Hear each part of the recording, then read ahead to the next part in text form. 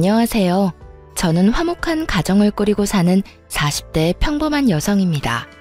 이렇게 평범하게 굴곡 없이 살아온 제가 글을 쓰게 된 이유는 얼마 전에 있었던 시댁과의 일 때문이에요. 혹시 여러분들은 살아가면서 무언가에 미치도록 열중한 적 있으신가요? 저는 결혼 전에는 향수를 그렇게 많이 모았었어요. 비싸고 싼 거 가리지 않고 그 향수를 쓰지도 않을 거면서 병을 모으기도 했죠. 그것도 결혼을 하면서 다 내려놓게 됐지만요. 애가 생기고서는 애 후각에 영향이 미칠까봐 쓰지도 않게 되더라고요. 게다가 괜히 사치를 부리는 것 같아서 그만두게 된 것도 있죠. 무언가에 미치도록 열중하는 것이 나쁘지만은 않다는 걸 다들 아실 거예요. 어느 정도의 선만 지킨다면 말이죠. 하지만 저희 시모는 선을 지키지 않는 사람이었어요. 시모는 좋게 말하면 열정적인 사람이었고 나쁘게 말하면 정도를 모르는 사람이었어요. 제가 시모를 처음 만난 건 상견례 때였어요.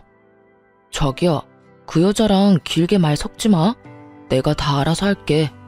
그리고 장인어른 장모님한테도 그 여자가 무례하게 해도 이해해달라고 좀 전해드려. 솔직하게 말해서 이렇게 연락이 될지 몰랐거든. 10년 넘게 연락도 없다가 갑자기 연락이 와서는. 자기 어머니를 그 여자라고 부르는 남편의 모습에서 시모의 모습이 저절로 그려지더군요. 저는 조심스럽게 남편에게 물어봤어요. 저기 한 가지만 물어봐도 돼? 어머니 살아계시는데 어떻게 10년 넘게 연락을 못했어? 다른 남자랑 살겠다고 아버지 장례식 끝나고 일주일도 안 돼서 아버지 유산 들고 날랐거든. 나한테 남겨준 게 그 허름한 집 하나뿐이었어. 진짜 웃긴 건 뭔지 알아? 우리 아버지 그 여자랑 이혼하려고 소송 준비 중이었는데 그 사이에 돌아가시는 바람에 유산이 그 여자에게도 넘어갔다는 거지.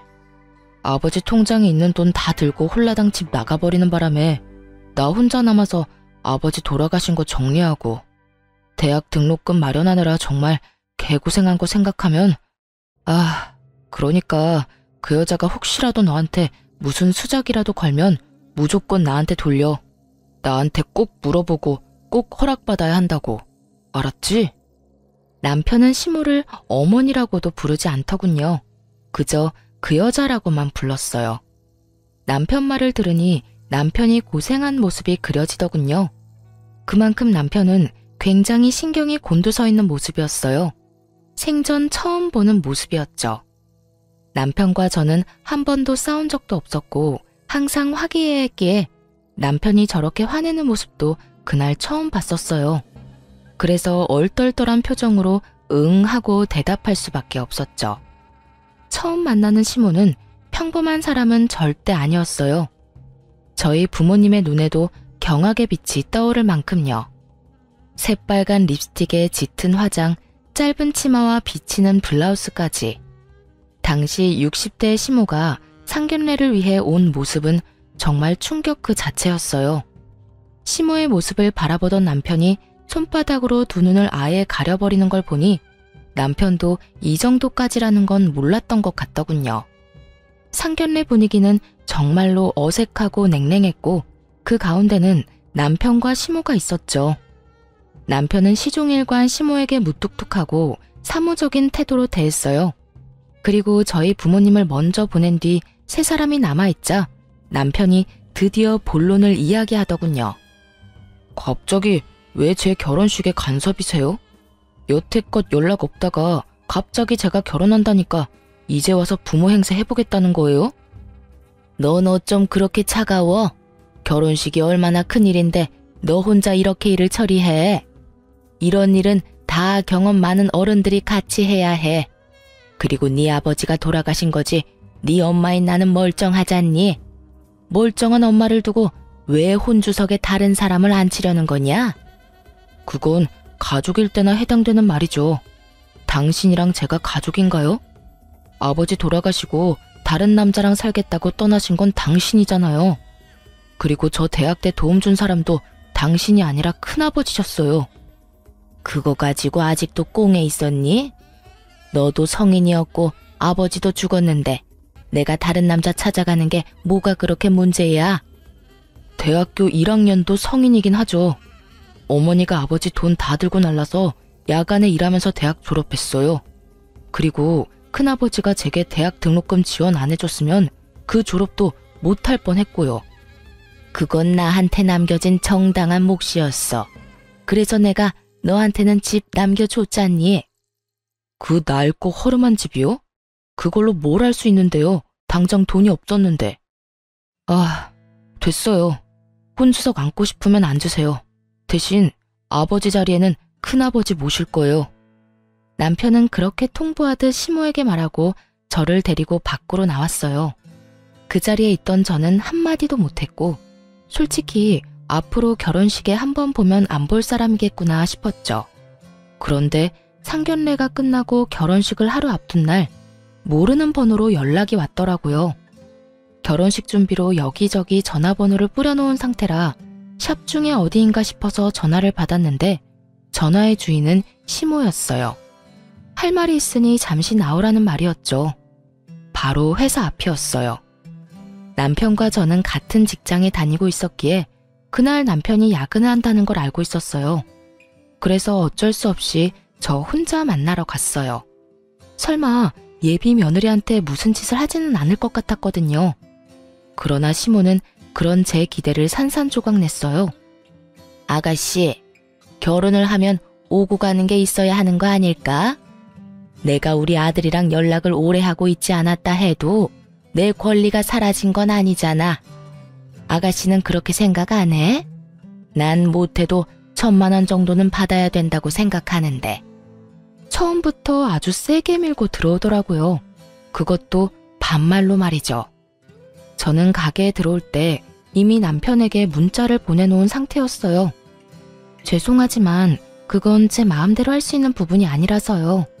이미 남편이랑 저희 가족은 예단 예물 없이 하기로 했고요. 아니 아가씨, 말 웃기게 하네.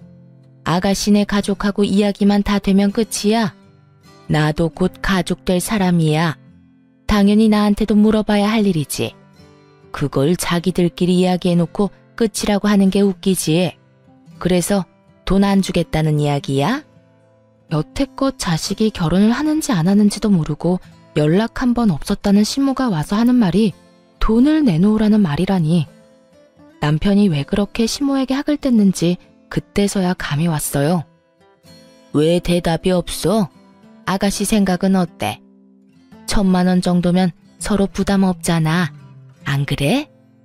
결국 제가 시모에게 한마디 했어요. 제 선에서 드릴 수 있는 말씀은 없는 것 같네요. 그리고 이런 말씀 드리기 좀 죄송하지만 그런 이야기는 아드님하고 먼저 하시는 게 좋을 것 같네요. 제가 왜 여기 와 있어야 하는지도 모르겠고요. 아들이랑은 이미 이야기가 다 됐으니까 하는 말이지. 그럼 내가 여기 와서 거짓말하고 아가씨한테 이런 말 한다고 생각하는 거야? 제가 그 사람한테 들은 바가 없어서요. 아, 저기 오네요. 아까 제가 불렀거든요. 헐레벌떡 뛰어들어오는 남편을 보고 제가 아는 척하자 그제야 시모의 얼굴에 난감한 빛이 떠오르더군요. 자기야, 어머님이 결혼하기 전에 예단으로 1,000만 원만 달라고 하셔서 당신이랑 이야기 다 된 거라고 하던데 맞는 말이야? 제 말에 남편이 손바닥으로 얼굴을 문지르더니 시모를 획 돌아보며 소리를 꽥 질렀어요. 이게 무슨 짓이에요? 자식 결혼식 망치려고 작정하셨어요? 예단은 무슨 예단? 내가 네 엄마인데 내 새끼 결혼에 그런 것도 요구 못해? 내가 잠깐 너 떠나 있었다고 네 엄마가 아닌 게 아니야.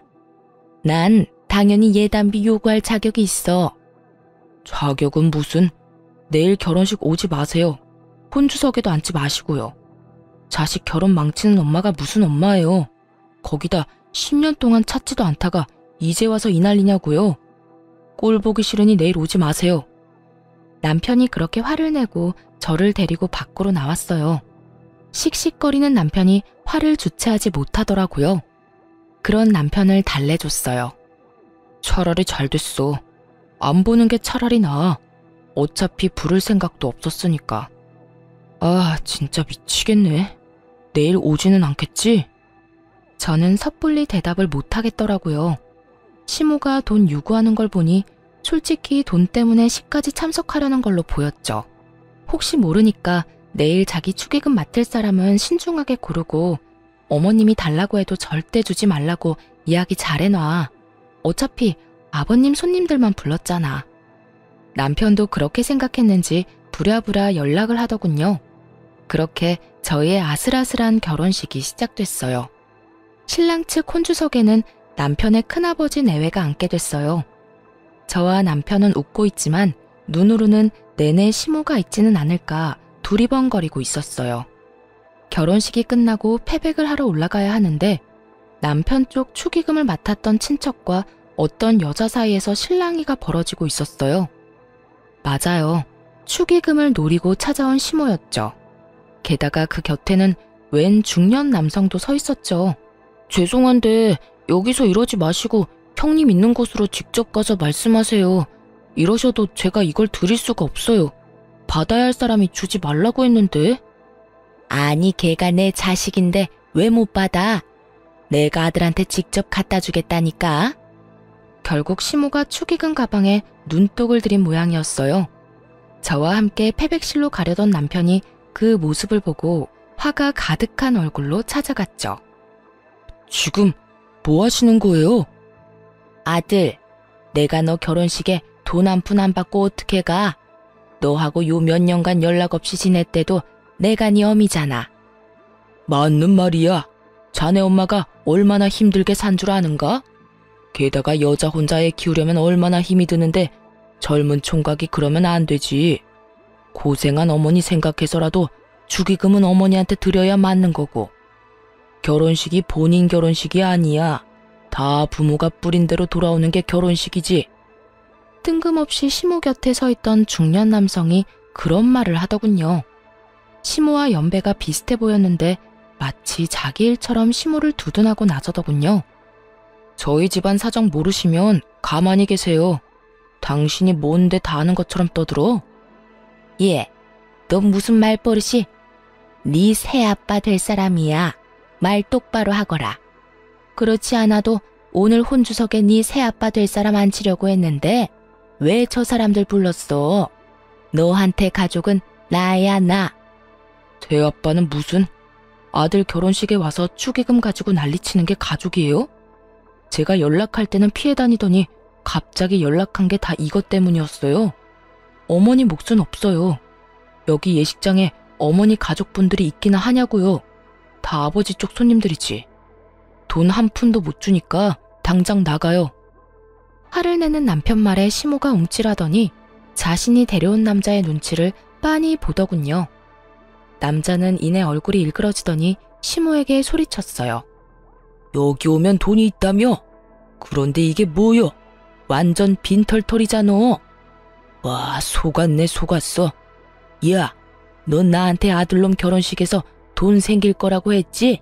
그런데 이게 뭐야? 자기야, 그렇게 생각하지 말고 아들이 나한테도 분명히 좀 챙겨줄 거야. 그러니까. 당신은 눈 알아 없어? 당신 자식이라는 인간이 눈 부라리는 거 안 보이냐고? 저런 인간이 퍽이나 너한테 돈 주겠다. 됐어. 난 거짓말하는 여자랑은 못 만나. 돈 좀 가지고 있는 줄 알았더니 돈도 없고 당신 같은 여자 뭘 보고 만나?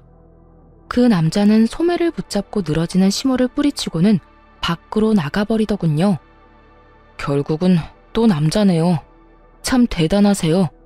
그렇게 남자가 좋으세요? 자식 결혼식 망치는 건 생각도 못할 만큼. 이게 다 너 때문이야. 어떻게 네가 나한테 이럴 수가 있어? 자식 낳아봐야 다 소용없다고. 너야말로 네 아비를 똑 닮았어. 정없고 차가운 네 애비를. 이번에야말로 괜찮은 남자를 잡을 수 있었는데. 남자한테 미쳐서 집 나가는 엄마보다는 낫겠죠. 봐요. 저 남자도 돈 없다니 버리고 가잖아요. 제발 정신 좀 차리세요. 언제까지 이렇게 사실 건데요? 시모는 남편 말에 입을 꾹 닫아버리더군요. 본인에게 불리하니 아무 말도 하지 않더라고요. 남편이 그런 시모를 보더니 한숨을 푹 쉬고 말했어요. 2번 다시 저한테 연락하지 마세요. 연락 차단할 거고 이제 모르는 번호도 일절 안 받을 거예요. 남자에 미쳐서 사는 사람 엄마라고 하기도 부끄러우니까 그냥 없는 사람 칠 테니까 어머니도 아들 없다고 생각하고 자기 인생 즐기면서 잘 사세요. 저한테 피해주지 마시고요. 결국 시모는 그런 남편을 흘겨보고는 밖으로 나갔어요. 정말 식장이 아니라 패백실 올라가는 중간이어서 사람들이 거의 없어서 다행이었지. 만약 예식장 안에서 이런 일이 벌어졌다면 난리도 아니었을 거예요. 사실 그 뒤로 시모가 저희 앞에 나타날까봐 걱정했는데 몇 년간은 조용하더군요. 저희를 다시 찾을 일은 없을 거라고 생각하니 마음이 좀 편해지더라고요. 그렇게 저희는 결혼 후 10년 동안 아들 하나 딸 하나 낳아서 잘 키우며 별 다툼 없이 잘 지내고 있었어요. 남편도 저도 성실하고 가족만 생각하는 사람이었고 그 덕분에 부부 금술도 좋았어요. 결혼 당시 남편이 시부로부터 물려받은 허름한 집이 있던 곳에는 지난 10년간 개발이 되고 땅값이 크게 올라서 좋은 일도 생겼어요. 친정아버지가 하시던 인테리어 회사를 친정오빠가 물려받았는데 오빠가 그 집을 리모델링을 해줬거든요. 그래서 그 집 세를 주고 월세를 받으며 안정적인 수입으로 잘 쓰고 있었어요. 그런데 10년 만에 시모가 저희를 찾아왔더군요. 그것도 5월 8일 어버이날 저녁에요. 애들 데리고 친정에 가서 식사를 하고 적당히 놀다가 집에 왔는데 저희 집 현관문 앞에 서 있는 시모와 마주하게 됐어요. 솔직히 처음 봤을 때 소름이 끼쳤어요. 저희 집 주소를 알려준 것도 아닌데 정확하게 거기 서 있었으니까요. 알고 보니 동사무소에서 주소를 알아봤다고 하더군요. 날짜가 날짜인 만큼 그냥 돌려보낼 수도 없으니 집 안으로 들어오시라 했어요. 왜 찾아오셨는데요? 남편의 말은 퉁명스러웠어요. 시모와의 사이가 좋지 않으니 말이 곱게 나오지 않는 것 같더라고요. 아들아, 나도 이제 나이가 70이야. 언제까지고 집 없이 떠돌이처럼 지낼 수는 없지 않냐? 제가 언제 집 나가라고 등 떠밀었어요? 어머니가 남자 찾아서 떠났잖아요. 그때는 나도 아직 힘이 넘치고 젊었으니까 그래도 집 놔두고 여기저기 떠돌다 보니 몸도 요즘 안 좋고 힘들구나. 내 자식이 너뿐이니 네가 나를 책임지는 게 맞지 않겠니? 살 날 얼마 남지도 않은 늙은이잖아. 저한테 지금 어머니를 책임지라고요? 남편이 당황한 표정으로 시모에게 되물었어요. 그럼 너 말고 누가 있니? 내 자식이 너뿐인데. 시모는 오히려 차분해 보였어요. 하긴 아무리 남자가 좋아서 자식을 버렸대도 늙어서까지 남자를 쫓아다닐 수는 없는 노릇이잖아요. 다 내려놓고 이번에야말로 괜찮아진 건가 싶었어요. 저는 생각 없어요. 당장 나가세요. 지금 당장 갈 곳이 없으니 너를 찾은 거 아니니? 그러면 한 달만이라도 있게 해줘, 응? 나 살 곳도 없어서 지금 너 찾아온 거야. 그러니까 잠시만이라도 집 구할 때까지만이라도 있게 해다오. 시모의 말에 남편이 한숨을 푹 쉬며 말했어요. 일주일, 딱 일주일만 있다 나가세요. 그 이상은 안 됩니다. 그리고 집 구해서 나가면 제발 저한테 연락하지 마시고요. 어버이날에 집 없이 찾아온 모친을 쫓아내는 것도 남편 마음에 걸렸는지 일주일만 머물도록 해줬죠. 저는 시모가 마음을 고쳐먹었다면 집이라도 얻어들여야 하는 건 아닌가 마음속으로 생각하고 있었는데 그 다음날 그 생각이 쑥 들어가 버릴 일이 생겼어요. 저녁 7시쯤 일을 하고 집에 돌아왔더니 현관에 웬 남자 신발이 있더라고요. 남편 것이 아니라서 손님이 왔나 싶어 들어갔는데 웬 70대 할아버지가 시모와 나란히 앉아 소주를 마시며 TV를 보고 있는 게 아니겠어요? 제가 더 놀란 건 그 남자분이 흰 네이에 파자마 바지를 걸친 아주 편안한 복장이었기 때문이었어요. 저는 깜짝 놀라 시모에게 물었죠.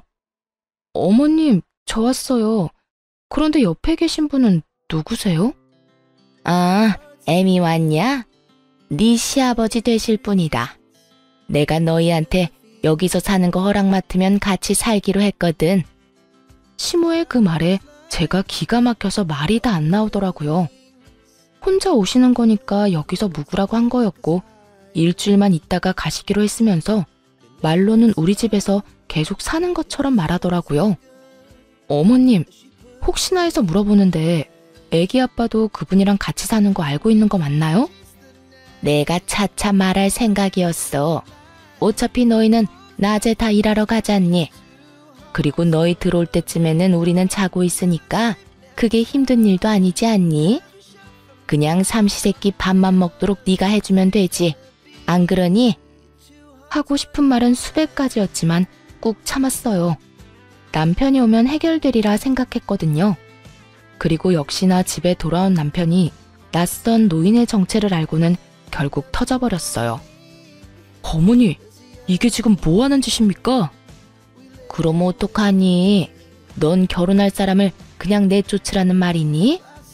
정 같이 살고 싶으면 저 사람 자식들하고 살면 되잖아요. 왜 저예요? 저 사람 자식 없어. 나한테도 자식은 너 하나뿐이고.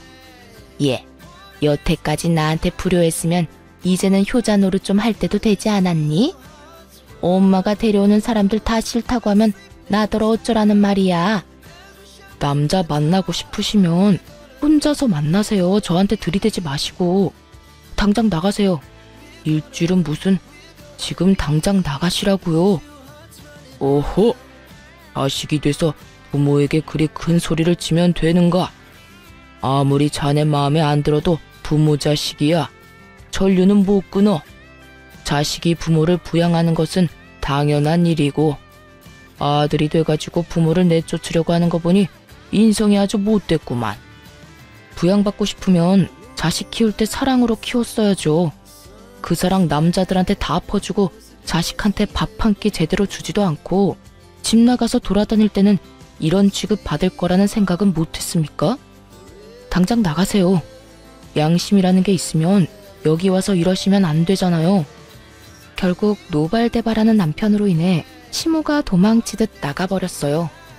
눈앞에 안 보이니 속은 시원했는데 문제는 시모와 그 남친이 나가면서 커다란 폭탄을 하나 터뜨려 놓고 나갔더라고요. 남편이 시부에게 물려받았던 그 오래된 집 말이죠. 그걸 저희 오빠가 리모델링해서 세놓고 있었거든요. 그런데 그 세입자가 저한테 연락이 왔더라고요. 어머, 웬일로 전화하셨어요? 아니, 아침부터 어이가 없어서 전화했어요. 웬 늙은 남자가 와서는 자기 와이프 집이라면서 월세를 자기한테 달라고 엄청 우기더라고요. 가족관계 증명서에 주민등록증까지 가져와서는 진짜라고 우겨대는데 제가 집주인이랑 같이 오라고 했더니 난리를 피우면서 돈부터 내놓으라고 소리를 지르는데 안 주면 집 안으로 들어올 것처럼 행패를 부려서 일단 한 달치 월세는 줬는데 이게 다 무슨 일이에요? 그 사람들 뭐 하는 사람들이에요? 전화를 듣고 경악을 금치 못했어요. 옛 시부집에 대해 관심이 많은 건 알았지만 그곳에 살고 있는 세입자를 협박해서 월세를 뜯어내려고 했을 줄이야. 게다가 그 모든 일을 시모가 직접 한 것도 아니라 시모의 남친이 했다는 말에 더 믿을 수가 없었죠. 상상 이상의 민폐와 행패에 저는 남편에게 당장 연락했죠. 제가 알아서 할 수 있는 선이 아니었으니까요. 그렇지만 남편만 내내 이렇게 시모에게 시달리고 있다고 생각하니 슬슬 저도 열이 받더군요. 남편이 결국 세입자에 가서 사실 여부를 확인하고 시모에게 전화해 만나자고 했어요. 집을 나갔던 시모는 남편의 잠깐 보자는 말을 다시 집에서 모시겠다는 말로 들은 건지 아주 당당하고 속 편한 얼굴로 왔더군요. 그리고 시모의 남자친구도 같이 왔고요. 남편은 딱 한마디 했어요. 월세 내놓으세요. 남편 말에 시모도 시모 남친도 아무 말 안 하고 모르쇠로 일관하더군요. 열이 받은 남편이 시모에게 한마디 더 던졌어요. 어머니의 몇 번째 남자인지는 모르겠는데 저 남자가 돌아가신 아버지 집에서 나오는 월세가 갖고 싶대요? 지금 어머니랑 저 남자가 무슨 짓 하신 건지는 알아요? 사기친 거예요, 사기. 그리고 저희 세입자 협박하신 거고요. 아, 이번 한 번만입니다. 이번 일 없던 걸로 해줄게요.